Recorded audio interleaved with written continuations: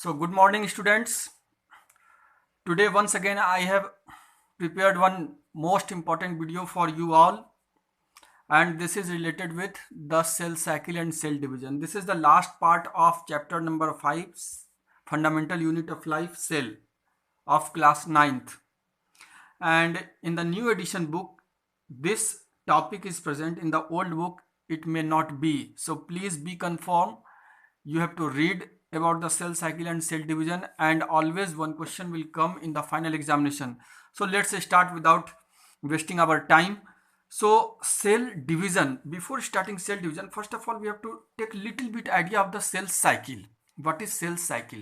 It is just like a rotation. So what is this rotation? So in this rotation you can see in this picture 4 parts, 1 2 3 4, right?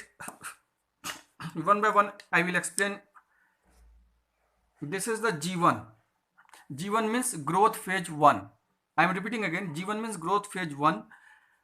That's why I have written here in G1 phase what is going on. The growth and metabolism of the cell. Cell will grow. Metabolism means the chemical reactions going on inside the cell. It will be at its peak. And I have taken the example of a cell here. I have taken an example of a cell here, and this cell, it is a eukaryotic cell. It is a eukaryotic cell, and this cell cycle division is of 24 hours. That's why I have written here eukaryotic cell cycle 24 hours long cycle. Clear? So in each eukaryotic cell, in each eukaryotic organism, the division of cell cycle will differ. So I have taken here the example where a cell will complete its division within 24 hours. So here you see this eukaryotic cell will take 10 hours in G1 phase, where cell will grow and its metabolic work will be going on.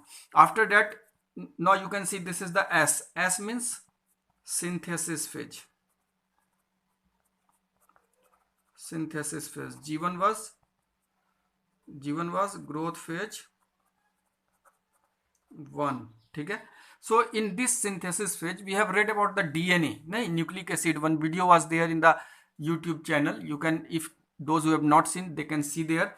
So in S phase DNA will be synthesized. That's why I've written DNA synthesis and chromosome duplication, and chromosome will double. What is the meaning of this chromosome double? Because it will come whenever we will study about the cell division. So just I am showing here. Suppose this is a chromosome, single chromosome. Clear? Suppose this is a single chromosome. After S phase, it will make its one more arm. You see, this is the arm 1, this is the arm 2.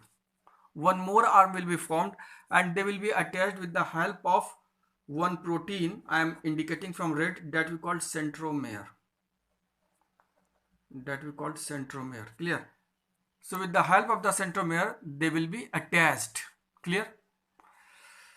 So that is called chromosome duplication, or doubling of the chromosomes. Clear? Now after that, in G2 phase, that is the growth phase 2. G2 is the growth phase 2. So in this G2 phase, cell will prepare itself for the mitosis, and after that for 1 hour the mitosis division will be there. See, cell will divide in two ways. Number one that we are discussing here, M for mitosis. Number one is the mitosis, and another one that is the meiotic division. So there are two types of cell division. Number one is the mitotic division, and number two is the meiotic division. We will discuss later on. First you see mitotic division here. So this mitotic division, here 4 stages. First one we called it prophase. Prophase means starting phase. Second one is the metaphase. Third one we called it anaphase. Fourth one we called it telophase. And at the last, that is the division of cytoplasm, that we call cytokinesis. So these are the 4 stages in mitosis. First one is the prophase, second one is the metaphase, third one is the anaphase, fourth one is the telophase, and it is the division of cytoplasm, and finally cell will divide, that we called cytokinesis. I hope you have understood about the cell cycle, what is the meaning of the cell cycle.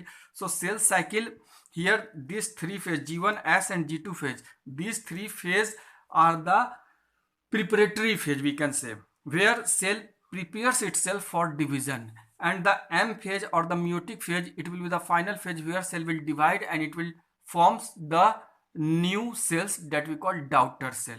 Understood? So from here you can see, from here red to here we call it interphase, means from G1 to G2 phase we called interphase, means intermediate phase, and M is the mitotic phase. So this was all about the cell cycle. Why we have to read little bit about the cell cycle? Because when we will start mitotic division and meiotic division, that cell cycle will be needed, and the most important phase that we have to face, that is the S phase. So please be careful about this S phase. What is going on in the S phase? S phase means the duplication of the chromosome. So this chromosome will be doubled by the synthesis of DNA. So single armed, it will be double armed. Clear? Next one, you see about the cell division now. So cell division, before starting cell division, I want to focus on the Rudolf Virchow. What Rudolf Virchow has told. We have read it. Rudolf Virchow. At the beginning we have read that all cells arise from their pre-existing cells. Isn't it? All cells arise from their pre-existing cells. That's why, suppose it is a cell. That is the existing cell. That existing cell we call it mother cell, or in other words we will say the cell that is going in cell division or that is going to divide, that cell is called mother cell. In short we can say MC, no problem. After that, you said when this cell will divide, you see here 2 cells, here 4 cells. So what is 2 cell, 4 cell, we will discuss later on. But from by the division of this mother cell, the new cells will form, either 2 or 4. That new cells we call it daughter cells, DC. In short you can say DC, daughter cells will form. That is the newly divided cells, we call it daughter cell. So mother cell can divide by the process of mitosis or by the process of meiosis. If mother cell will divide by the process of mitosis, then this mother cell will form 2 daughter cells, and these 2 daughter cells will have the same number of chromosomes, whatever the number of chromosomes present in the mother cell. You can see here mother cell 23 pair of chromosomes present inside the nucleus. So this 23 pair of nucleus, we can say 2n. By convention we say 2n, that is the 23 pairs. That's why I have written here 2n, 2n also, 23 pair, 23 pair. That's why this mitotic division is also called equational division. What is the meaning of equation in maths? Means whatever the things present in LHS, that will be present in RHS, or vice versa. Means if we are taking RHS, so same thing will be present in the LHS also.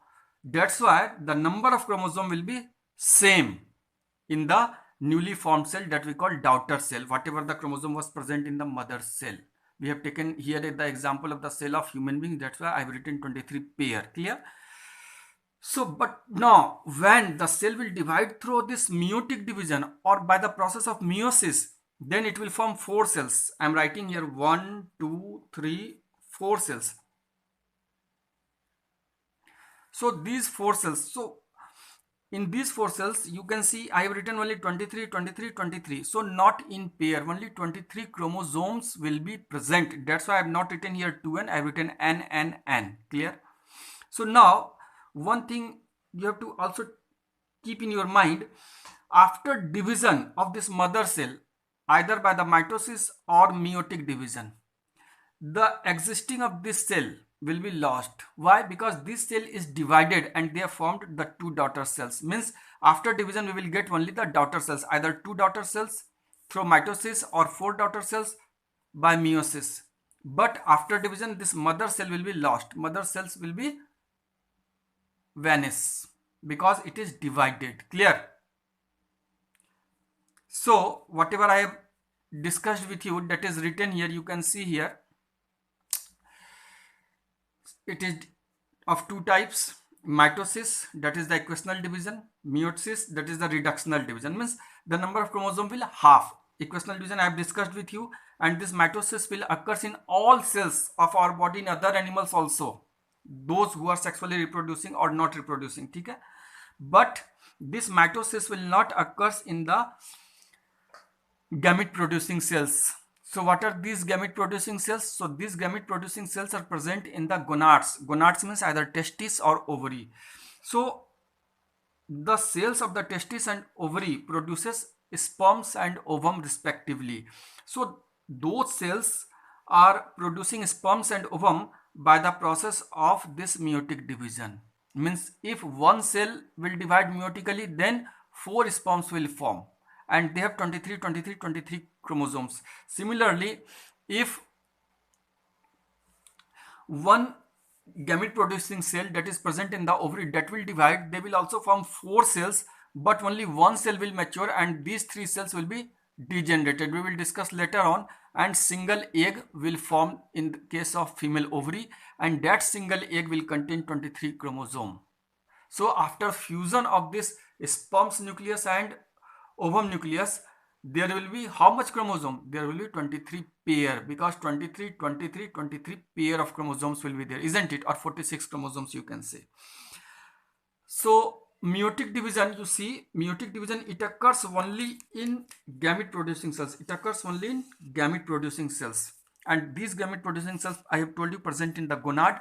So gametes in animals including human beings, these gametes are sperms and ova. Ova is the plural form. And in plants it is pollen grains. It is present in pollen grains and egg. Clear? After that, you see one more thing. There are 2 sets of chromosomes present in our body. That is also important to understand the process of mitosis and meiotic division. Whatever I have discussed with you about the mitosis and meiosis, it is only about the meaning and the importance. But how this division is going on, how chromosomes are divided, and in one case in mitosis it is equal, and in case of meiotic it is just of how it's possible, we will discuss later on. In the next video we will discuss. So here at the last, you just try to understand about the diploid set of chromosome. So what is the meaning of diploid? Di means 2 and ploid means set of chromosome. Di means, I am writing here, I will write here, di means 2 and ploid means set of chromosome. In short I am writing CHR. ठीक है, set of chromosome. Clear? So diploid set of chromosome means here 2 copies of chromosomes are present in each set of chromosomes. Here I have taken the example of human chromosome, 23 pairs of chromosomes. So now you can see the arrangement. We have to understand arrangement. It is more important. So see, 1 means here it is set 1, set 2, set 3 till 23. So set 1, here you can see 2 copies of chromosome. Similarly on set number 2, set number 3, that's why I have written here 2 copies of chromosome, isn't it? And these 2 copies of chromosomes are same, means whatever the patterns of DNA is present here, same patterns of DNA is present in its sister chromosomes. Suppose just like our 2 hands, whatever the cells, whatever the bones, whatever the blood vessels are present in left hand, same things are present in right hand or not. So that's why we can say our left and right hand are in pairs. So there are 1 pair of hands in our body. Similarly, on each set 2 copies of chromosome, and each copy of these 2 are similar to each other. You can say same, no problem, because whatever the DNA pattern is present here, same type of DNA is present in its second arm or second chromosome, you can say. Except here you can say XX chromosome, that is on 23 sex chromosome. So XX similar. So whatever the DNA pattern is present here, same DNA pattern is present here. But whatever about the XY, because Y is different chromosome, X is different, so definitely they are heterogeneous. They are dissimilar chromosome, isn't it? Now, so these are present in the cells except sperms and ovum. That's why we have called somatic cells. Somatic cells means all the cells except gamete cells. Gamete cells means sperms or ovum. Haploid set of chromosomes. So haploid set of chromosomes, haploid means half. Haploid means half. So half set of chromosome. That is written here, you can read. So 23 chromosome present. So here 22 plus X or 22 plus Y type of sperms may be there, isn't it? Either it may be 22X or 22Y. There may be two types of sperms, two possibilities. But in case of A, 22 plus X type of chromosome will be present or not, because here you can see in case of female XX, so only X, but here two possibilities. Either one type of sperm there is 22 plus X, and other type of sperm where it is 22 plus Y. Now you see the centromeres I have discussed with you, the protein that connects two chromosomes, the protein that connects two chromosomes with each other. Here I have indicated from black, so it is a protein, you can see. After that you see the centrosome. It is a spindle fibers organized. Spindle fibers means fine thread like structures, and these are composed of centrioles. So centrosomes, you can see these centrioles here, two centrioles, and they are perpendicular to each other. Always they are perpendicular to each other. Clear? So they are present at opposite pole of the cell. When cell will divide, we will see there. Clear? So you just memorize it, centrosomes. So I hope you will try to understand it, and one request from you, please complete the video so that you can better understand, and please don't forget to subscribe the channel, those who have not subscribed yet. Thank you very much.